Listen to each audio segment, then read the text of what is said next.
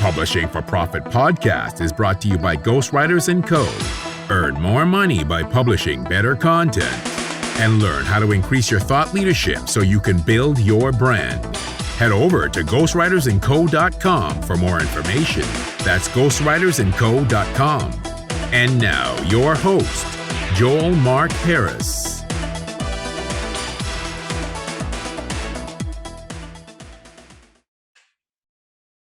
Our guest today is Annelise Larson, who comes from a background as an independent film producer with training at such prestigious institutions as the Canadian Film Centre and Banff Centre for the Arts. Since 1995, she's been working in the field of online digital marketing. She works extensively with government organizations and production companies in the film, television, and interactive medias all across North America. Her focus is on helping content creators and storytellers use the power of online digital media and data to define, find, and attract and engage their audience and work towards a strategic and sustainable business model. She has sat on the Interactive Fund Jury for BC Film and Media, the Experimental Stream Jury for the Canadian Media Fund, and is taught across the country on behalf of such organizations as Telefilm Canada, the Canadian Film Centre, Women in Film, and the National Screen Institute. She is also a highly sought after speaker for media festivals and conferences. We have a great conversation. We talk about how you should have an audience first approach to filmmaking. We talk about fundraising, about crowdfunding, and about how to market your film. And these principles will apply to really any type of business you're in, not just filmmaking.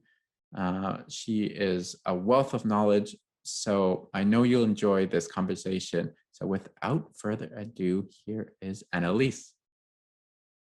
Annelise, thank you so much for being on the show. How are you? I'm great. Thanks for having me. Good. So you describe yourself as a digital marketer who has a niche of media. And that seems very unique to me because I don't actually know anyone who does quite what you do. So can you just explain what that is and what you do? Sure. Well, I come from a filmmaking background myself. That's sort of where I started a million lifetimes ago. And at the very beginning of the commercial internet, I was using it to do research for documentary projects. And then had a friend who worked at a web development company and said, "Hey, we need someone to do market research for us. Do you know of anyone?" And I said, "Oh, I could totally do that." So that's kind of how I tripped and fell into sort of the digital marketing stuff, and completely self-taught, because when I started, it was like 94, 95. There were no courses or classes or anything that you could take.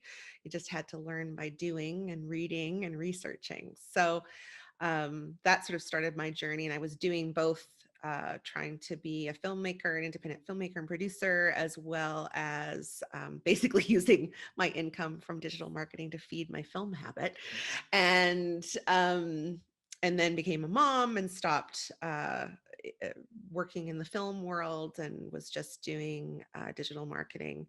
And then probably about 13, 15 years ago, all of a sudden had all these filmmaker friends who were going like, "What the heck is YouTube? And do I need to be there? And, help."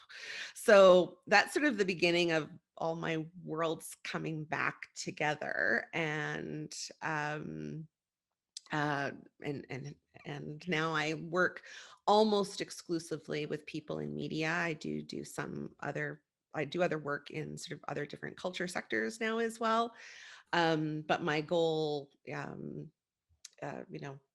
was really to lean all in and work exclusively as much as possible, I guess, in culture, but specifically in media. Just because I feel that there's such an opportunity for, well, any kind of storyteller, not just filmmakers, to connect with audience through these digital mechanisms. And I believe strongly in the power of audience and how it can help creatives, do all kinds of amazing, wonderful things. And before, we always had to go through gatekeepers, and now you don't have to. So I guess it's sort of, for me, it really is about just basically helping people understand who their audience is and really challenging perhaps conventional definitions of audience, which lean on gender and age ranges, which is actually completely useless when you're trying to craft a strategy. It's based so much on an old media model of, that sold television advertising or print advertising. And now we can know so much more about our audiences for good and for evil, that, you really can look at your work and try to figure out what is it about these stories, or the work that I'm doing, that people are going to be interested in, or what they're going to care about the most. And if I can tap into those things, which hopefully you do, hopefully there's emotional connection between your work and your audience, that I can go to the places where they're congregating around these things that they love, and basically have very audience-led strategies. So that's kind of my approach in a nutshell, and why I get excited about it for film and all different kinds of media stories. Yeah, that's cool. So, I mean, you've been like in film for a long time and you've stuck with it, unlike myself, who's kind of dabbled in and out and have gone like an easy, like quote, easier path. But what is it about film that keeps you? Because it's not, I know for a fact, it's not an easy medium to be in, but obviously there's something about it that keeps you in the field. So what is it about the film that you love so much? Well, I think film is, uniquely able to transport you away in sort of digestible pieces. 1.5 hours, 2 hours. What is the Zach and I won 3 or 4 hours? It's still a shorter thing. So I think, there's power in all different kinds of stories, whether it's in a book, or if it's through audio, or if it is sort of has episodes that roll out over time, but there is something I think really special about a contained story in one film that gives you a glimpse into a world or an experience or a point of view that is quite immersive. And I think it allows people to connect very deeply, often, in ways that some other storytelling mediums don't necessarily do. And I think there is something unique about that sort of 1.5, 2 hour story that really allows it's a very specific kind of storytelling that takes you on a very specific kind of journey. And I think it triggers a unique emotional response. Hmm. And so you've been a proponent of using technology for storytelling, whether it's like, even before web series were a thing. I know that you were a big fan of them, and YouTube, as you mentioned. Mm-hmm. And now we are, as even like the big film companies, they're forced to use technology. They're forced to use streaming. And I know you've been talking about streaming and all these technologies long before they were cool, or before they were, really big, I suppose. So, where do you see that we're going to go more towards using different mediums, different technologies, or are we going to, or I guess the big companies, are they going to go back to, big theater releases, or is, streaming here to stay? Well, it's definitely here to stay. I think there's no denying that. I did this big research project this year as well that was financed by Telefilm Canada. It's called Thanks COVID, 15 Lessons for Film Distribution from the First Wave. And so I did quite an interesting deep dive. I'm actually just putting together a proposal for a follow-up for this year to sort of figure out, what does the future look like? What do we see people going to? And I think the reason why people have been, or organizations, production companies, broadcasters, film companies have been sort of forced to adopt streaming as a way to get their movies and stuff out there, is because that's where the audience is. So it's a big surprise. For me, it always is going to come back to audience. And I think one of the really interesting things about this past year is that we have all, like it takes like 30 days to make new habits. Well, we've had a year of having to be online. And I know that there's also, a hunger to get back into the real world, to be able to connect with people, to hug. I want to hug. I miss hugs so much. Yeah, me too. There's definitely that kind of drive. So I think, once we're all vaccinated and we have some kind of normal that we can get back to, there's definitely, I think, will be a spike in real world things, whether it's going to the movie theater or to see, a band play in a pub or whatever it is, like we're going to want to be in physical spaces together. But I think we have sort of irrevocably changed our brains and have learned, for all the people that were resisting, like, oh, this is too hard, or this isn't going to be the same. And all of a sudden realize that it actually isn't very hard. And so the adoption of streaming has just been massive. And the time and attention of the audience has definitely been put on, is online a lot. And I think, I used to live in Vancouver, but I live in a smaller center now. So now, I can get access to movies anywhere, right? I can attend film festivals in Berlin or in Banff and still be in Saskatoon, So I think we're going to there'll be some kind of hybrid. And I think one of the things that's been interesting is a lot of the bigger theater chains have really struggled during COVID because they're so tied into the Hollywood model. And a lot of those big Hollywood tentpole movies, not all of them, but many of them have pushed their release dates. And it, like there was 2 theater chains in the UK that basically shut down because James Bond wasn't going to come to the theaters. They were putting it off to 2022. So they shut down all these theaters for, I don't know if they've reopened now, but they certainly were shut down for a good 6 to 8 months.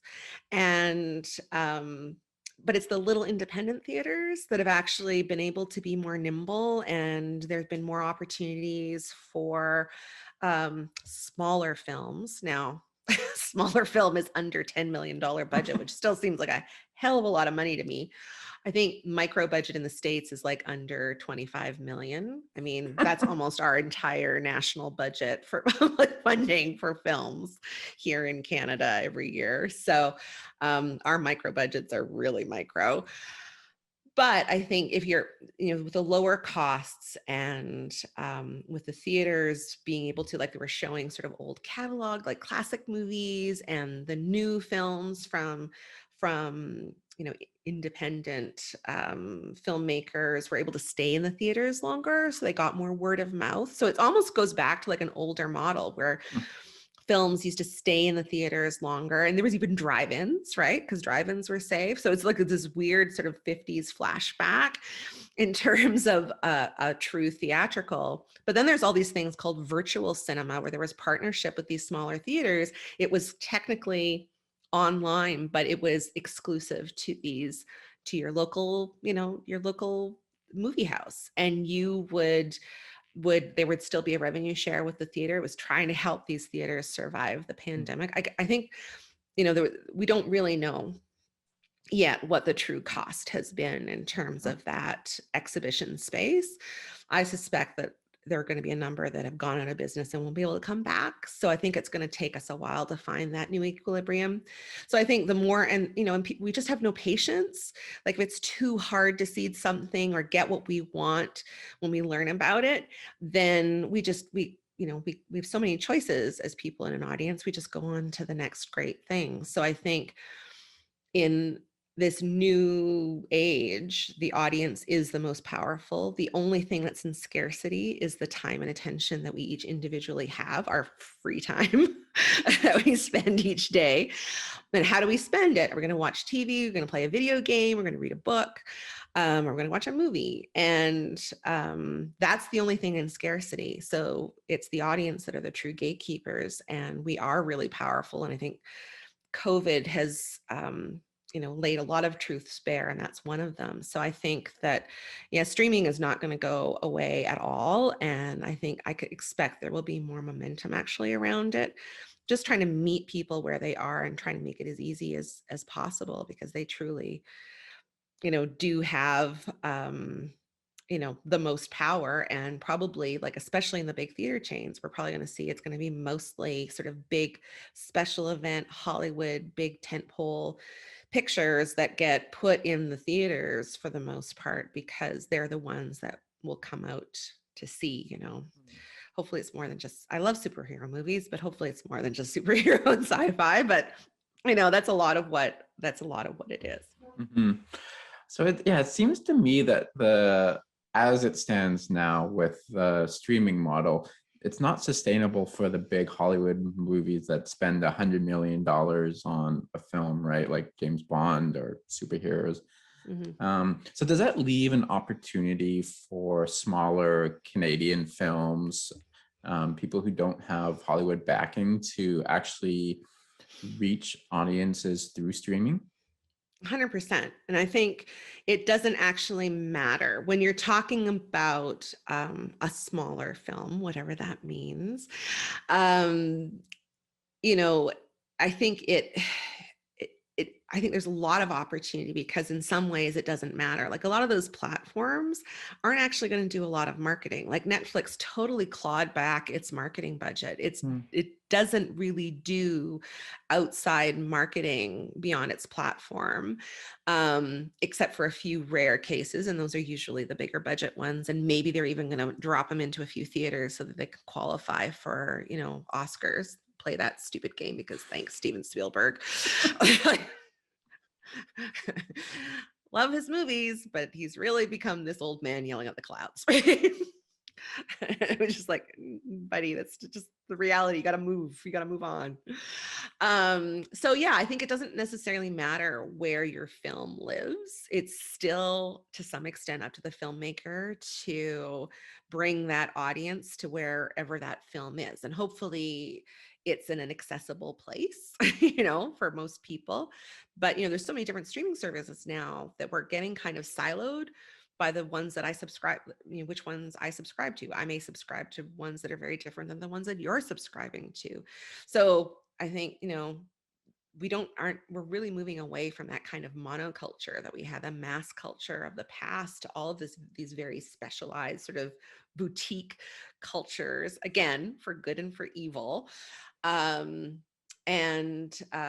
I think, there's a chance for filmmakers who especially can have a big picture view of their work, that it's not just about the current movie, but like, how does this fit into my body of work? What do I need to do with this film that I'm working on so that I can make things easier for myself with the next film that I want to make? And I think the more people that can adopt that bigger picture approach and really get strategic about it with using that understanding and an understanding of what are the audiences that you need to attract to your work this time, so that hopefully they'll follow you next time. And it becomes an asset, right? It becomes something that is of value to, that's what a lot of casting decisions are made. I mean, heck, that's what our star system, the Hollywood star system, is based on, is that you cast these actors that come with a built-in audience. And even on small things, there's lots of wonderful, talented actors out there. And usually, if you've got a choice of like 2 or 3 people and you can see that someone is really active online and has a really engaged following, well, it would make sense to cast that person because they're going to bring an audience to your work. So it's the same thing. Like I think filmmakers, writers, people that maybe aren't as comfortable being visible in and around their work have to kind of bite the bullet and find ways to get comfortable, because the more you can develop that audience and the more comfortable you can get, and it doesn't have to be in a sleazy sort of used car salesman kind of way. Some filmmakers, well, I'm an artist. I just want to make my art. And sure, you can do that, but then you're probably going to make one movie and never make another one. If you can say I have something of value, here are these amazing stories that I want to tell. I'm making opportunities for my creative community because it's a collaborative art. I'm adding value to people's lives because I'm telling these kinds of stories that haven't been told before. Embrace the value that you bring as a storyteller, and hopefully frame it in a way that the audience is going to be happy that you showed up. And the trick is to just try to find those ways. And how do you extend that value beyond the linear story of your film? Like, I love transmedia storytelling. I love it. And it brings me no end of joy if I stumble across something, or if, someone puts like a URL or a social media account in a film or in a television show, and then you go and it's real and they're using it, and it just delights me. I just love that stuff. And I think there's, not every story that's not the way to go, but there are a whole bunch of ways that you can extend the story world that you're creating beyond just the linear world of your film, the linear story of your film. And good marketing is just another kind of storytelling, really. So that's a superpower. Lots of people can learn marketing. Like, it's not rocket science, it's work, but it's a lot harder if you don't have the creativity, if you don't have an instinct for narrative and characters. It's a lot harder to learn those skills, and maybe impossible for some people. So I always say, if you're already a good storyteller, you're so far ahead of every marketer is trying to learn how to tell the story of a brand right now. So do it for yourself.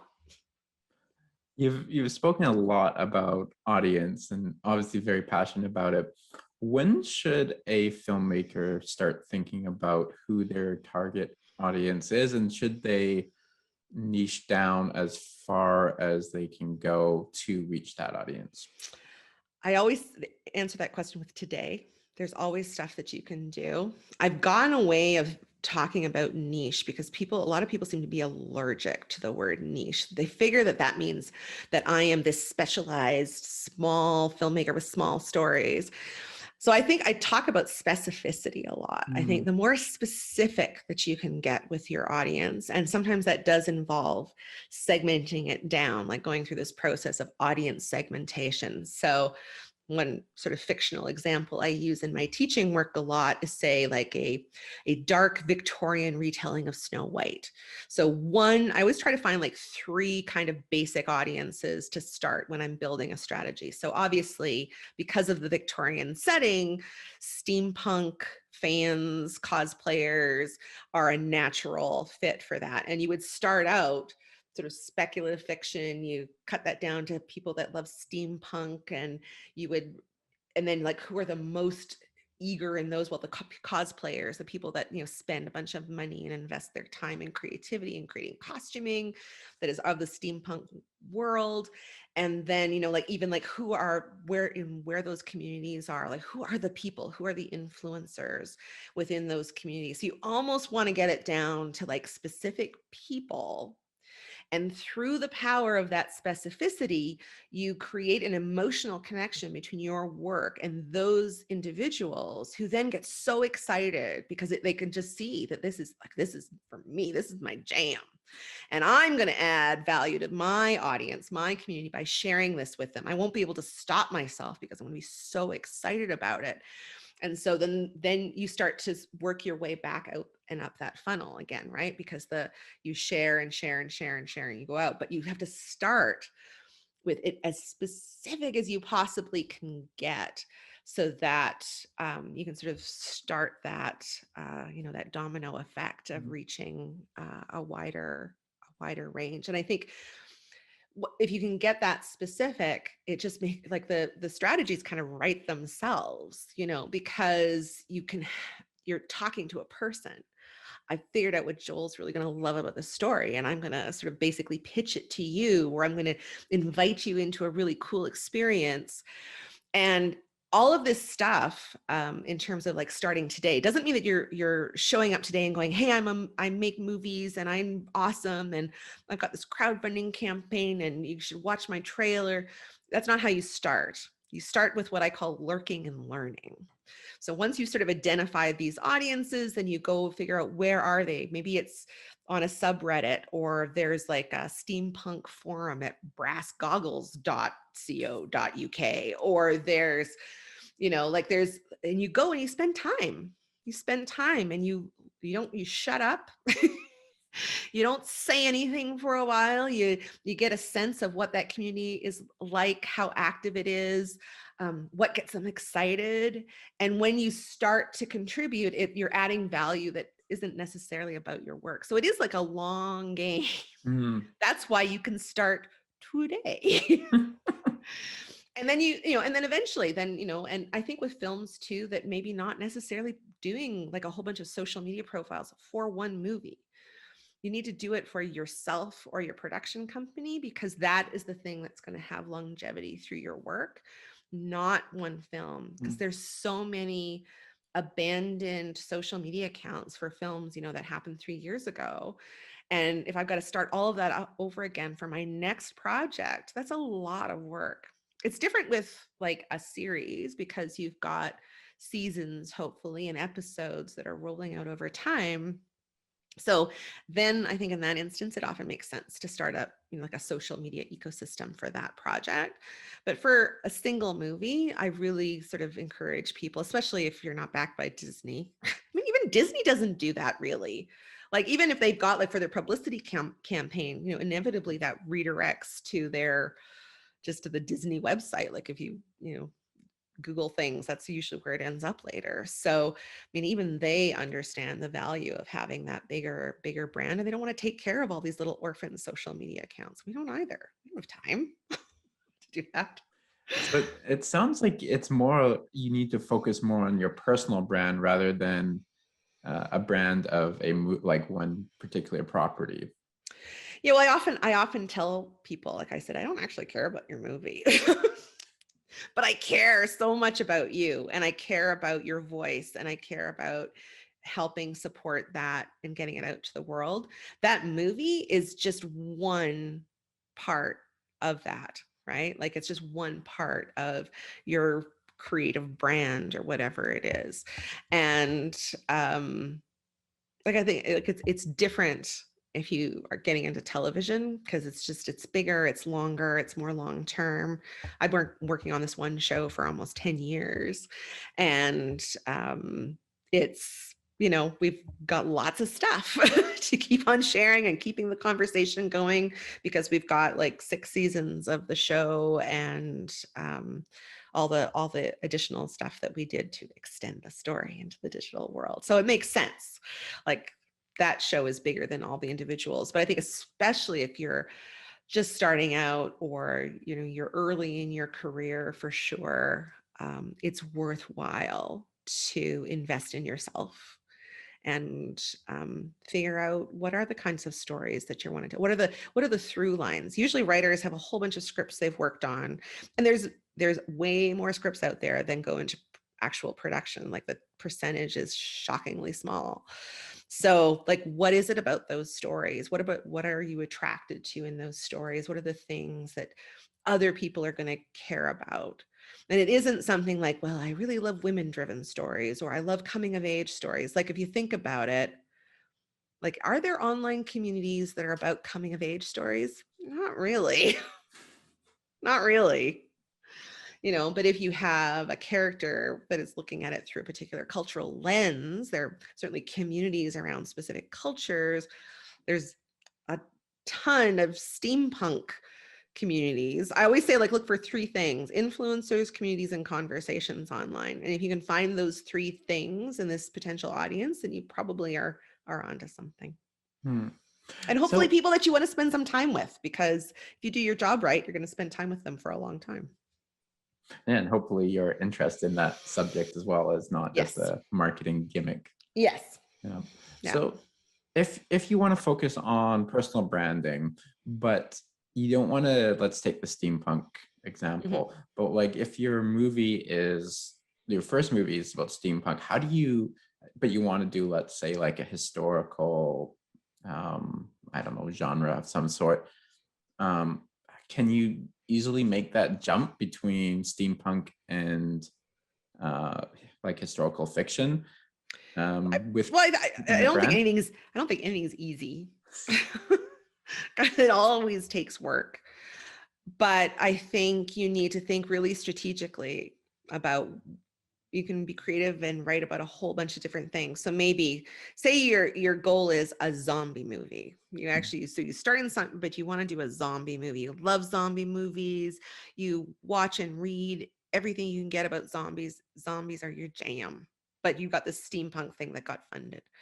So how do you get there? So you need to sort of think like incremental things along the way so that you can bring people with you. Like a historical fiction, it's probably pretty close. Like, I mean, because a lot of the thing about the steampunk stuff is sort of the Victorian aesthetic, right? So you could just True. really Yeah. lean in on that and emphasize those kinds of things and get people really excited. Maybe you're a real history nerd, and so right now you're focusing on this Victorian setting and time, and so you can really geek out in terms of the way that you extend the story online would be providing all this geeky wonderful information that you came across as you were doing your research for your writing.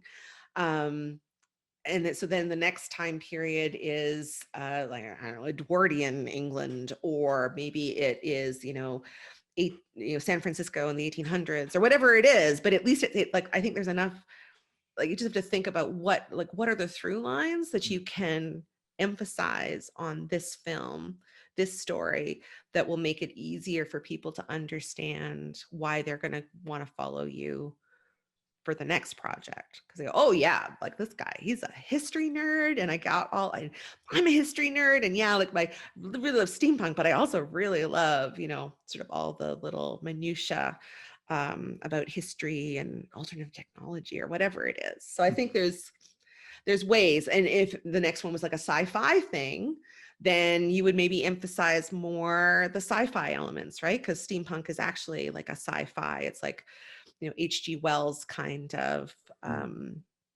technology, but it is that sci-fi. So you would lean into that if you knew that a sci-fi film was the thing that you're doing next. So I think you just have to, and if it is like that removed, if it's zombies, then maybe you want to find other projects to do first to help people get there. Connecting the dots, so to speak. Mm-hmm. Is so if you decide to do crowdfunding, Mm-hmm. is it basically the same sort of strategy as finding the audience, connecting with them, and more of like a long-term strategy of bringing them along for the ride? Yeah, I think definitely. I think, crowdfunding is really more about the crowd than the funding. And the people that already know and love you, it gives them something that they can do for you. Even if it's not contributing money, it could be just sharing your campaign out, right, to their audiences, because they love and support you. But it also gives you, like, there's a narrative to a crowdfunding campaign. Again, it becomes a bit of a story. It is a bit of a creative exercise. How can you find something, a new way, basically every day, to ask people for money? How can you do that in a way that you don't like just get exhausted thinking about doing that? So, but if you can find like a narrative and a story and some like little special events you can pepper it with,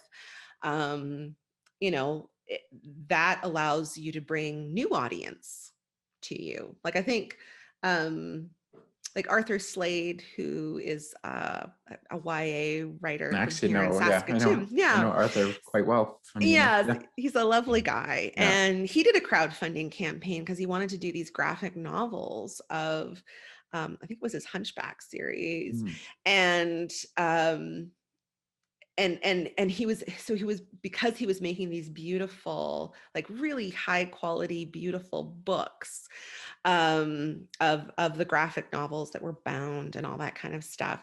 So people, like, even on the platform, I think he did it on Kickstarter, it just triggered people that love that kind of stuff, like love graphic novels, even if they weren't necessarily familiar with his work. And so that was an introduction. It was a way to introduce his work to new audiences that then would follow, oh, well, he's also done all these other things. And so I think it is an audience development tactic more than it is a fundraising strategy, because it's a hell of a lot of work to do it right. It's a lot of work.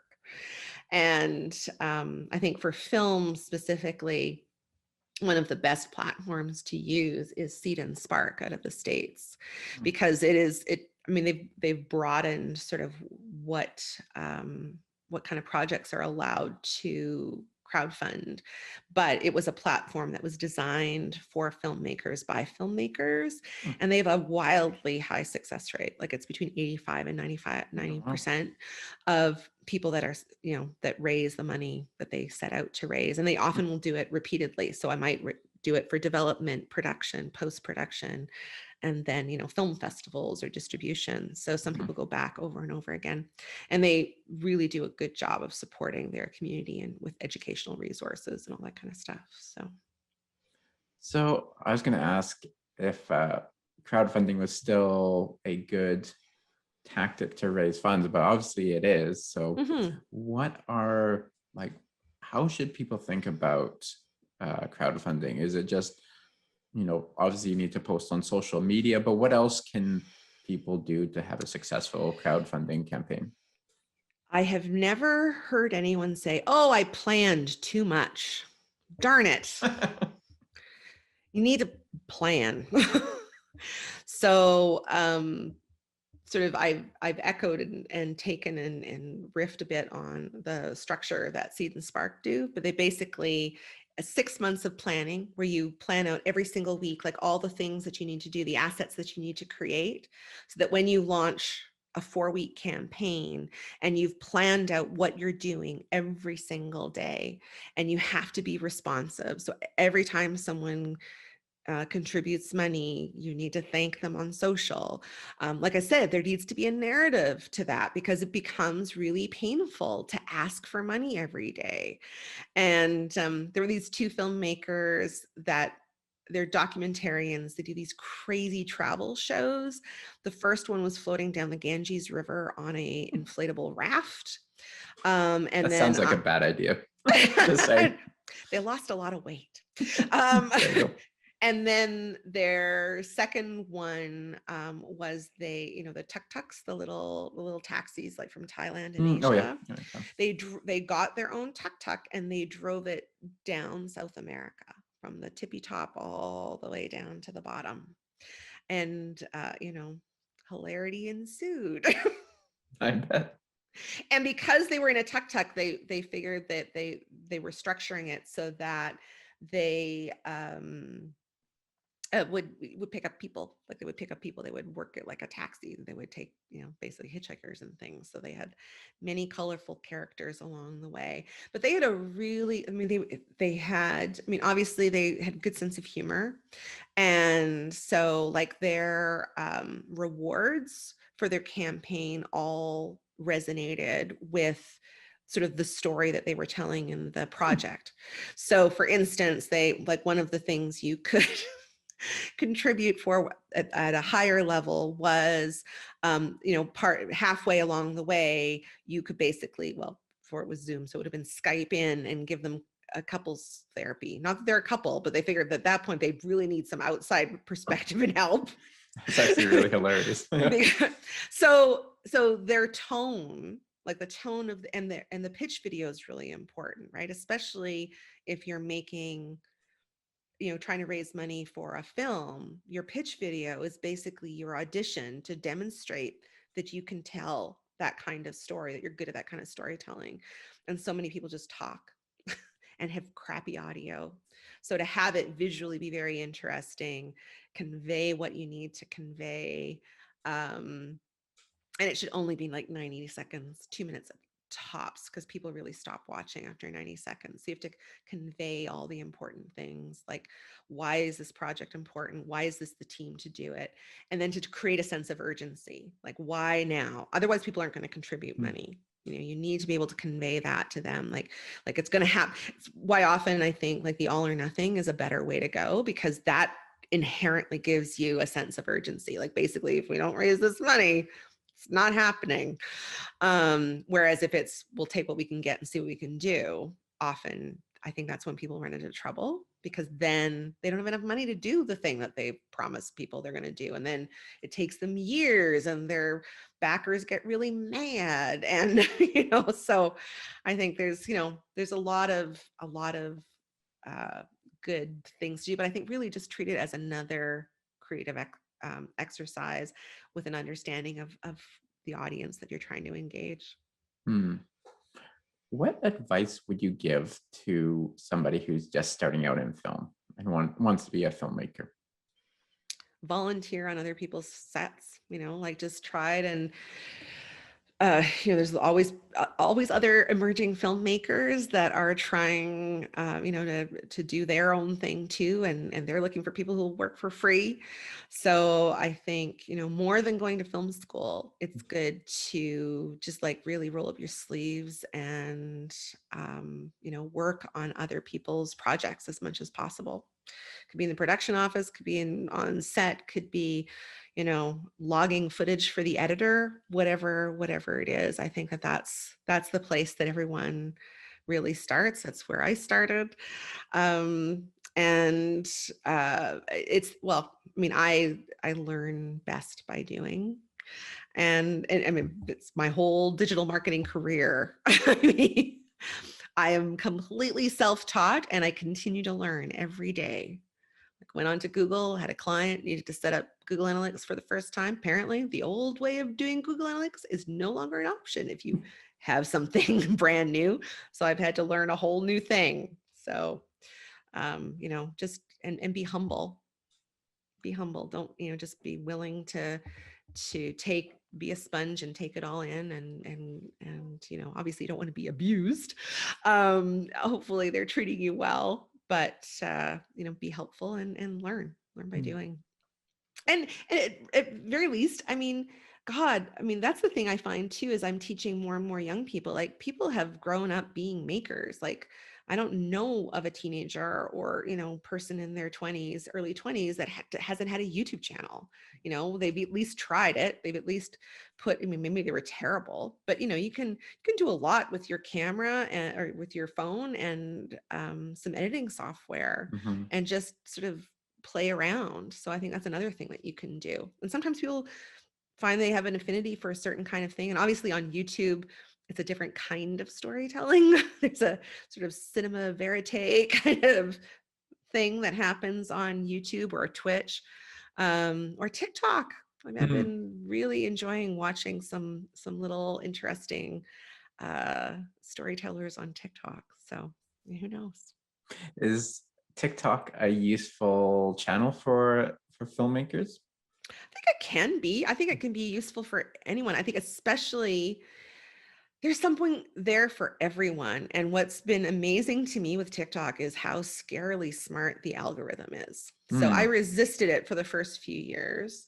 And I looked at my 19-year-olds, going through TikTok, and oh my God, that just looks like hellscape. Like, I would not want to be there. Like, this is painful to watch. And then I had an older friend who said he'd used it for an augmented reality game and had really great success on TikTok. I said, okay, Steve, I'll give it a try. So I went on and I tried it, and so my TikTok is not my daughter's TikTok. My TikTok is filled, for some reason, with all things Celtic.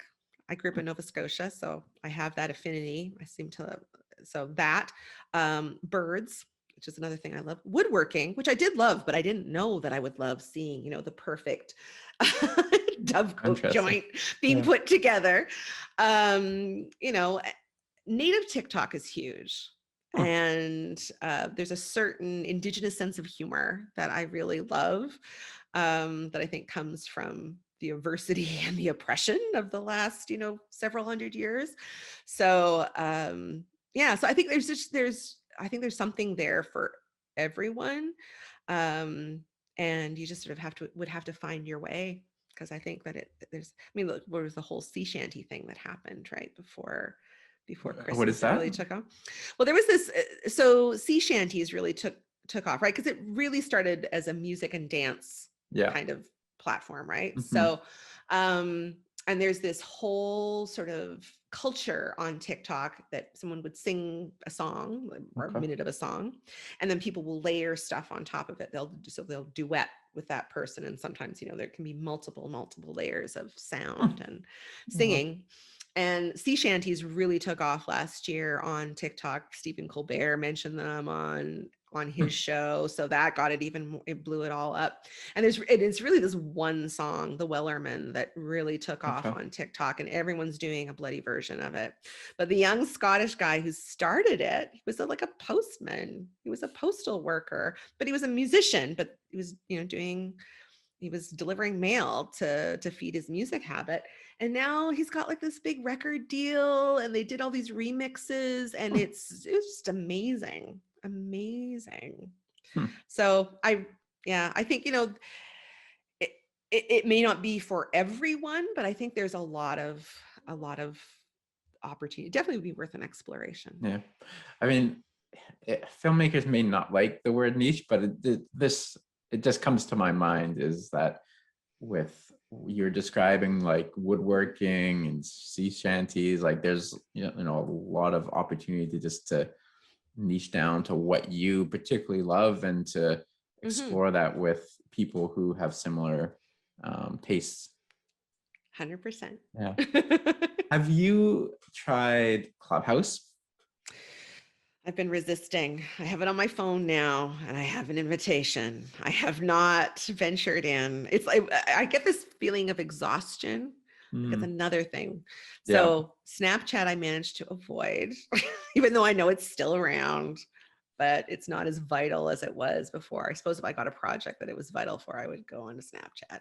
TikTok, I resisted for a very long time. So Clubhouse, I'm just about at the tipping point. Because I've got the app, I've got the invite. I just have to jump on in. Just jump on in. Yeah, but it does, the thought of it exhausts me. So I think that brings up a good point of how do you manage all these different accounts, and how do you know where to go and what to post? Guess what? It has to do with what audience you're trying to engage. Depends what it is. I also sit on a lot of funding juries. So my least favorite thing is when you're inevitably asked, what is your marketing strategy? What's your digital strategy for this project? Who's your audience? And if someone says, my project is for everyone 18 to 34, and my strategy is a website, Facebook, Twitter, and Instagram, like 80% of funding applications, that is the extent of what their strategy is. They may, flesh it out a little bit, but there's no real justification for what that is. And as I've already told you, I think that gender and age ranges are an absolutely terrible place to start when defining your audience. You may find that a certain audience does skew to a certain age or skew to a certain gender once you've sort of, done that segmentation process, but you don't start there. So I think you just really have to understand that maybe for this project, like there was a rom-com that had pro wrestling was a part of it. Like the female character, the love interest, was a professional wrestler.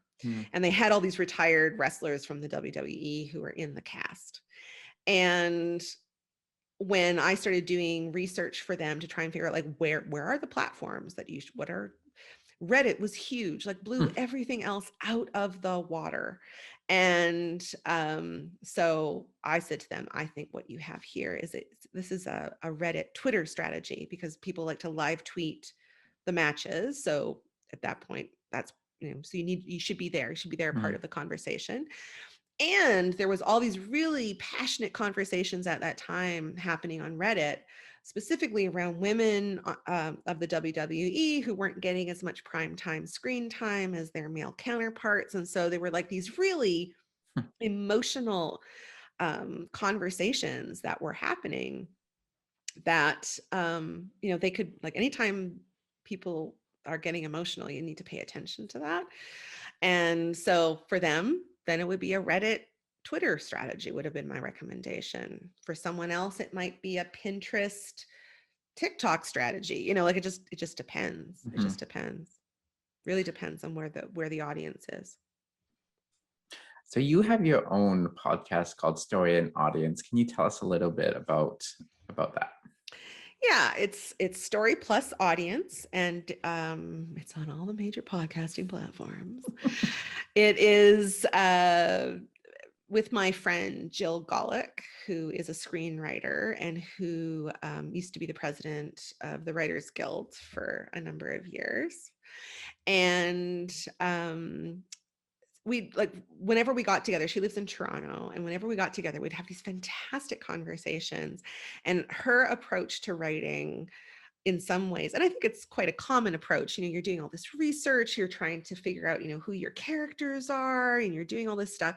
And she'd had some success with a web series called Ruby Sky, which is basically kind of like a young girl detective, solving PG mysteries. And so we said, we should really, like, we should capture these conversations somehow. So we came up with this idea for the podcast before COVID. And we planned it all out. And so the first season, which came out last spring, was a series of conversations between the two of us, basically walking through both of our processes and the approach to our work, like the same kind. And what the lovely thing that we realized was the same kind of research that she was doing as a writer was actually very similar to the kind of research that I was doing as a digital strategist, because often, a real key to understanding what audiences you should be trying to target initially are who's in it, right? Because we're humans, we like to connect with other humans. And so whether it's a documentary or a scripted thing, the characters represent potential audiences who would be interested in it. So a lot of the research that she would do for her characters was very, very, very similar to the kinds of things that I would do. And so walking through her process as a writer, it was definitely targeted more at writers, and why it was really important to kind of start packaging your story with audience and bake that in right from the beginning. It allows you as a writer to better protect your work, because you can demonstrate that this is an audience, there's an audience for this story, you understand them, you know what they're going to like, and therefore, you can't hammer this story, this, say gothic horror story, into some kind of pulpy, banal thing that no one's really going to like. It's going to end up being a terrible movie. The horror fans won't like it. And the general public won't like it because it's just not interesting enough. So I think really, having that approach, and as a writer, bringing an understanding of audience, not writing to a market, because some people also get really uncomfortable doing that. Like, I'm just doing this horror movie because I know that it's really cheap and easy to make and get money for it. Like, you should not be writing that story. Don't. Just don't. But if you love horror, like Karen Lamb is a brilliant example, filmmaker from Vancouver who specializes in horror. And she's like a horror goth fan. And so she is her audience. But the Story Plus Audience podcast is really about walking through sort of my process and Jill's writer's process, and understanding how they can really help support each other and make the chance of success much, much, much, much greater for your project, for attracting Awesome. money, for all kinds of things. Cool. I think that's a great place to leave off, but I'm gonna ask you one more question, and this is something I ask all my guests, and that is, do you have a favorite book or one that you like to gift a lot? Mm. It's a terrible question I because know I it have a is. million books, and at different times in my life, I've had different favorite books. So, Winnie the Pooh, the Narnia series, Byron Katie's Loving What Is, which is a great book about sort of Buddhist light, just Oh, interesting. Yeah, sometimes yeah. letting stuff go sometimes. I also love this. I just read last fall, started Eden Robinson's Trickster series, which, Okay. the first book had been turned into a show on CBC, and then all hell broke loose, and it's not going to be finished. But the books are really, really good. She's an amazing Indigenous woman author here in Canada. Um, yeah, like I love books. I read all the time. So it's hard to know. Right now I've been reading a whole bunch of mysteries set in Hmm. France because I did this Oh, virtual France thing for my birthday. oh, And I was nice. just reading a lot of books set in the French countryside. It was lovely. What's a book that a filmmaker could read to help with their career? It's an older book, but it's a really good one, and you can actually get access to it, I believe, still for free. It's done by the Film Cooperative out of in the US, and it's called "Selling Your Film Without Selling Your Soul." I love it. And basically, there's echoes of the kinds of things that I've found that really resonate and where people have found success. And people could only contribute to this book if they shared all of their information about what their challenges had been and what the results were, what deals they were able to make. Sometimes they couldn't share all the details because of, the distributor wouldn't want people to know. And as there's another sort of little more recent example. It's not a book, it's a web series. It was based on basically obviously before COVID, this filmmaker from the States had done was a romantic comedy about um, a woman who was running a church. And she was a vampire, but like a real vampire, not a sparkly one, like, because there are people who identify as vampires. And her church was getting audited by the IRS, and it's a love story between the IRS auditor and, I guess, the vampire priestess. So, and it's a romantic comedy. And so she and her partner ended up renting a motorhome and doing this thing that they called the Joyful Vampire Tour, where they basically did these special event screenings all over the US. And they did a web series that went with it. So you go to YouTube and you search for Joyful Vampire Tour. There's a web series where she shares all of the numbers in their self-distribution. And as they went along and people were going, "Oh, this is really painful to watch. Could you just go get a distributor, please?" And then all these other filmmakers were going, "No, no, no, don't do that. It's much worse." And so then they started sharing their experience. So in terms of like an understanding of how the life of an independent film could be, I think both of those sources of information can be quite interesting. I know what I'm gonna do right after this interview. I'm gonna Google that, and that Excellent. sounds super cool. Excellent. Excellent. Yeah, she's amazing. Annelise, thank you so much for your time, for sharing your expertise today. For people who want to reach out to you, where's the best place they can find you? Well, I have two websites. One is veria.ca, veria.ca, which is sort of my consulting business. And then I do a lot of teaching and mentorship. So that website is storypreneursunite.com. And on there's a bunch of resources and a very inexpensive course that I also launched in the last 6 months that basically walks you through all the steps to create your own digital strategy. So Awesome. And I'll put that in the show notes as well if people want to check that out. excellent. Thank you. And thank you, Well, Joel. thank you so much. Have a good one. Okay.